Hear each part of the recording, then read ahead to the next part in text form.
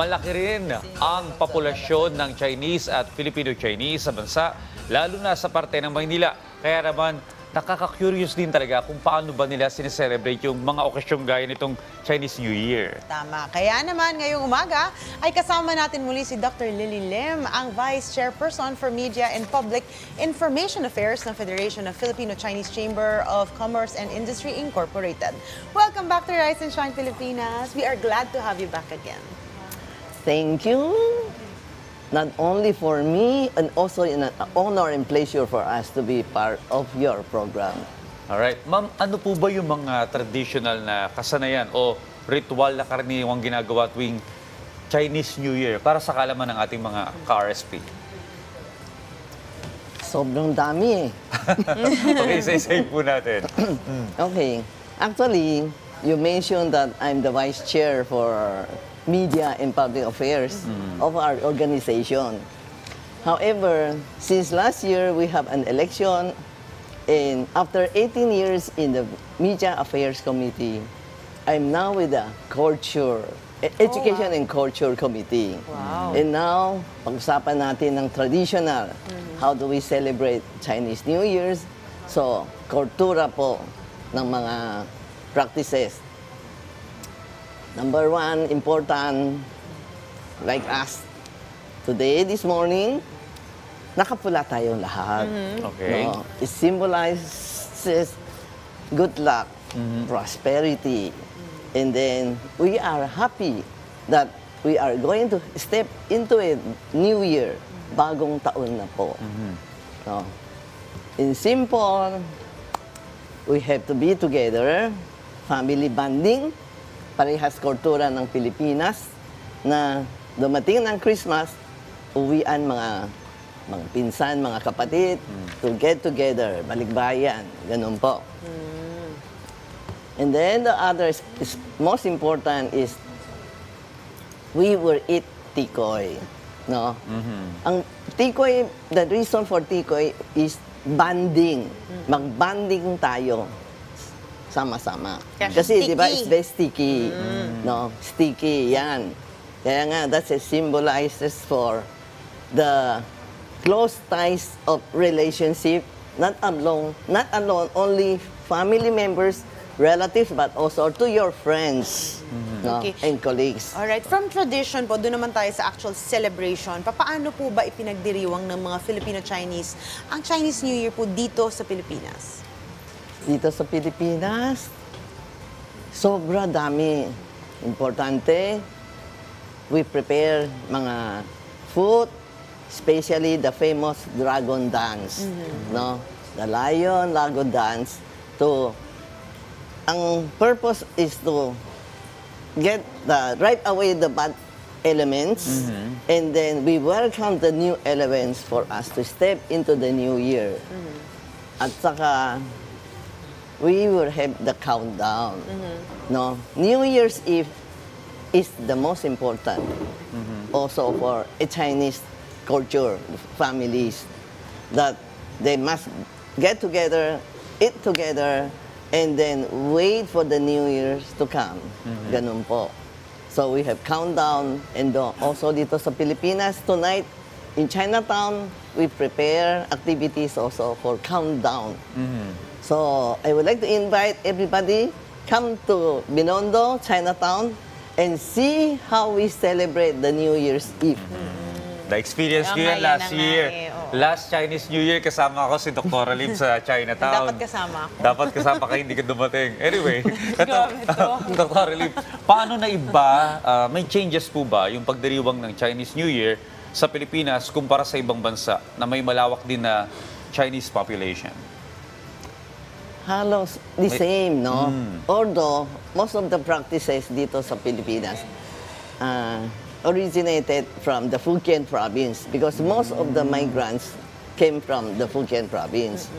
But basically, it's the culture and tradition spread throughout the countries, not only for Philippines, also other countries. Because since this is a joyful event, happenings, why don't we adopt more types of celebration, more practices? It doesn't harm, and then it in fact bring you joy, no, masaya. Isn't it? We want to be happy, especially for New Year's. And then we eat yung bilo-bilo na may pula. So, Mga prutas. yes. No, you hang the round, you prepare the round fruits on the table, and also you hang the pineapple on top of either which you deem proper dun sa lugar nyo. So you are hoping. What does pineapple means? Pineapple, the pronunciation in the food chain is ong lai. Ong lai means come luck. Ong is luck. You are very good luck. So luck will be coming to Papasukin you. yung swerte. Papasukin ang Makabili nga swerte. na maraming pineapple pagkatapos ng Oh, show. may mga prutas din silang sinusunod. Pero curious ako, kasi sinabi mo na kapag Chinese New Year, talaga importante yung get-together, ang mga relatives, magkakasama. Kasi dito sa Pilipinas, ganyan din tayo, no? Tayong mga Pinoy. Pero paano pag may mga konting hidwaan or samaan ng loob, ang mga Chinese, sa Chinese culture po ba, nagsasama-sama pa rin sila? Of course, kasi especially if the elders still are around. So pag sabi ng elder, oh, come to the family, we will celebrate or whatever. Susunod lahat. Susunod. They okay. follow. Okay, kanina po nabanggit nyo nga po yung mga kung paano pinagdiriwang ito dito sa Pilipinas, no? Pero like yung sinabi nga, may mga papatok, merong Dragon dance. dragon dance, magsasama-samang kumain. Pero aside from that, ano pa po ang mga aktibidad na karaniwang kasama po sa pagdiriwang ng Chinese New Year? Meron pa po ba? Aside from yung mga nasabi nyo kanina. Meron po. Yung pinaka-importante, the firecrackers. Paputok. Di ba? Although, because of the paputok, it cause injuries or what. Pero the reason for it, we have the safety one. No?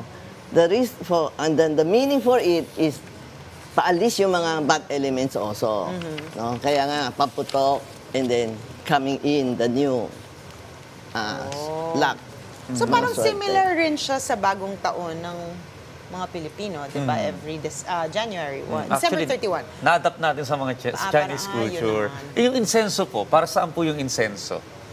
Incenso, okay.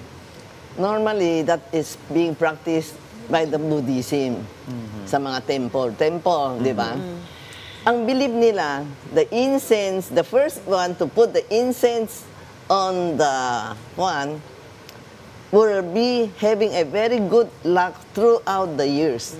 Kaya nga, try to observe New Year's Eve, the temple, before it's open by 12 midnight. So many people, andun na, nakpipila na, agawan. And then everybody prepare yung incense. No? So may Para- kanya-kanyang dalang incense po. Ganon. Oo. Okay. Normally, yung temple, they provide. Pero, they could not wait for the temple, baka mahulihan. Kaya nga, they prepare their Baon own. na lang. Oo. Well, last year's observation ko, nung sinabi ako ni Dr. Lim sa Binondo, may mga sa area, sa labas ng mga temples, meron din nakapili yung mga kababayan natin para magsindi ng incense. Yes, Yun. yes. Pero ma'am, paano po ba pinapatatag na ang pagdiriwang ng Chinese New Year, ang kultura at pagkakaisa sa loob ng Filipino-Chinese communities? Paano? Pinatatag, yeah, yung inyong yung Filipino relation with, relationship, yes. Filipino-Chinese communities. Sa relationships between the Filipinos, Filipino and and Chinese. Chinese. Chinese. Or siguro nagsasalo-salo sama-sama, no? Yun na lang rin yun. Actually, salo-salo eh. Kasi we consider as one only eh. Although you are Filipinos, I'm Chinese, this and that, but we are under one country, so Tama. one family. Tsaka yung kaugalian at tradisyon siguro, magsasama. So in a way na... Yes, actually, Filipinos culture and Chinese culture have so many similarity. Marami the same. Yung, especially the family ties, they would like to be bonding together. Di ba yung mga panahon noon, kahit yung mga elderly na mga Filipino, they would like sama-sama kahit may Tama. anak na, may ganon, Opo. kanyang-kanyang kwan. Sama-sama pa rin, no? Medyo uso lang ngayon na mag-independent. But dumating ng important dates, sama-sama. Pero napansin ko, no, parang sinusunod pa rin yung mga elders, even yung mga millennial o yung mga new generation ng mga Chinese. Yes po. opo. Sinusunod pa rin ng mga elders. Oo. Kasi parang they believe that it doesn't harm anything. It helps also the bonding and then interaction. Kasi sometimes pag wala kang communication, parang may gap. Pag if you communicate, interaction, ganun pala, ganun pala. Ganda nun. Naintindihan. Yun. Magandang kaugalian nga yan ng mga Pilipino and Chinese din alike, no? Well, okay, panghuli na lang po, paano po na ipapasa sa mga younger generation ng Filipino-Chinese ang pagpapahalaga at pagpapatuloy po ng kanilang mga ninuno tuwing Chinese New Year? Okay. Try to adapt the culture, be inherited generations by generations because it won't harm you anything. In fact, it will be helpful for you and also the generations, the culture will be transferred from one generation to others and you will see the booming of your family tree. No?